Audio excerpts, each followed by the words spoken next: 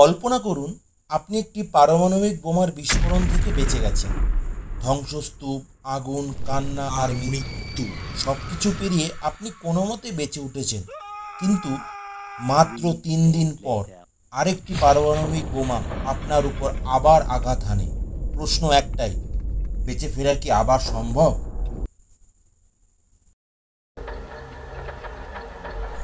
সালটা 1945 সালের 6 আগস্ট।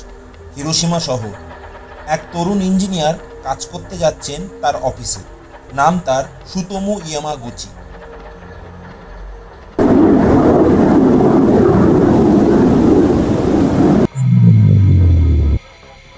হঠাৎ আকাশে বিশাল এক ফ্ল্যাশ, তারপর অসহনীয় তাপ, আর চারিদিকে সবকিছু এক মুহূর্তে গায়েব।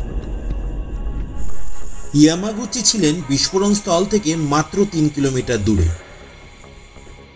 তার ত্বক পুড়ে যায়, শ্রবণ শক্তি লোপ পায়, কিন্তু তিনি অলৌকিকভাবে বেঁচে যান।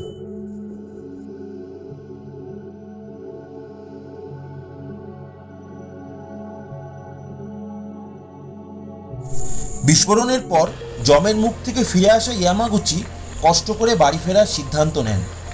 তিনি ট্রেনে চড়ে যান তার শহর নাগাসাকিতে পরিবারকে দেখতে। শরীর অর্ধপোড়া, মাথা ব্যথায় ফেটে যাচ্ছে, কিন্তু তার চোখে তখন শুধু পরিবারের মুখ।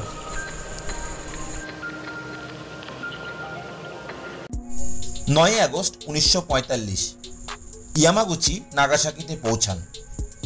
সকাল 11:02।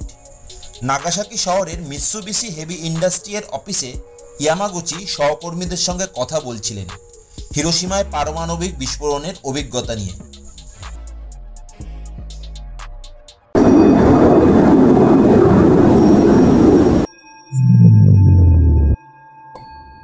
তখনই ইয়ামাগুচি আকাশে আলোর ঝলকানি দেখেন।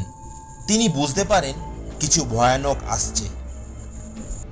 তৎক্ষণাৎ তিনি মাটিতে লুটিয়ে পড়েন এবং নিজেকে কভার করার চেষ্টা করেন, যেমনটা তিনি হিরোশিমায় করেছিলেন।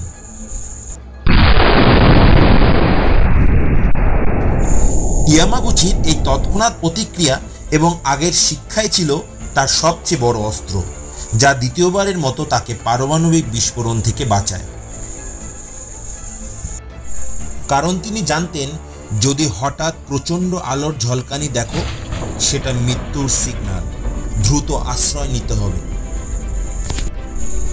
এই ঘটনাটি সেকেন্ড ব্লাস্ট সার্ভাইভার মুভমেন্ট হিসাবে ভয়াবহ বাস্তবতা ও হিউম্যান ইনস্টিংক্ট এর এক অনন্য উদাহরণ। তিনি গুরুতর আহত অবস্থায় ধ্বংসস্তূপ আর আহত সহকর্মীদের পাশ কাটিয়ে ধীরে ধীরে চলতে শুরু করেন নিজের বাড়ির দিকে, যা বিস্ফোরণের মূল কেন্দ্র থেকে কিছুটা দূরে ছিল। ইয়ামাগুচি তার স্ত্রী ও শিশুকন্যার নিরাপত্তা নিয়ে ভীষণ চিন্তিত ছিলেন। সৌভাগ্যক্রমে তার স্ত্রী ও সন্তান বেঁচে ছিলেন, কারণ বিস্ফোরণের সময় ইয়ামাগুচির আগে থেকে করা সতর্কবাণীর কারণে তারা বাড়ির একটি নিরাপদ অংশে আশ্রয় নিয়েছিলেন। পুরো এলাকা ধ্বংসপ্রাপ্ত প্রায়, কিন্তু তার পরিবার অলৌকিকভাবে অক্ষত।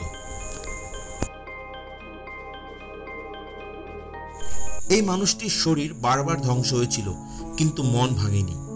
পরবর্তী জীবনে তিনি একজন শান্তি আন্দোলনকারী হয়ে ওঠেন। সরকার অনেকদিন তার কথা মানতে চায়নি, যেন কেউ বিশ্বাসই করতে পারে না এমন ঘটনা সত্যি। শেষ পর্যন্ত জাপান সরকার 2009 সালে তাকে স্বীকৃতি দেয় 2 পারমাণবিক বিস্ফোরণ থেকে বেঁচে যাওয়া একমাত্র মানুষ হিসেবে।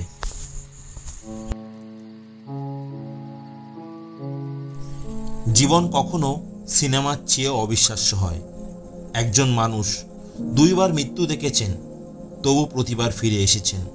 সুতোমু ইয়ামাগুচি একজন সার্ভাইভার নন, তিনি জীবনের প্রতীক। আর আমরা যদি জীবনের ছোট ছোট কষ্টে ভেঙে পড়ি, তবে কি আমরা আদৌ মানুষ হিসেবে তার উচ্চতায় পৌঁছাতে পারবো কখনো?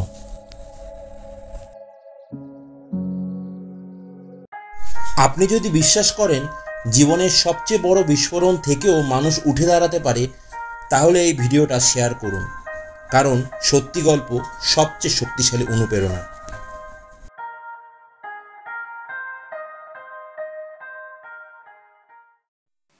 আমাদের ভিডিওটি ভালো লাগলে অবশ্যই সাবস্ক্রাইব করুন, লাইক ও শেয়ার করতে ভুলবেন না যেন।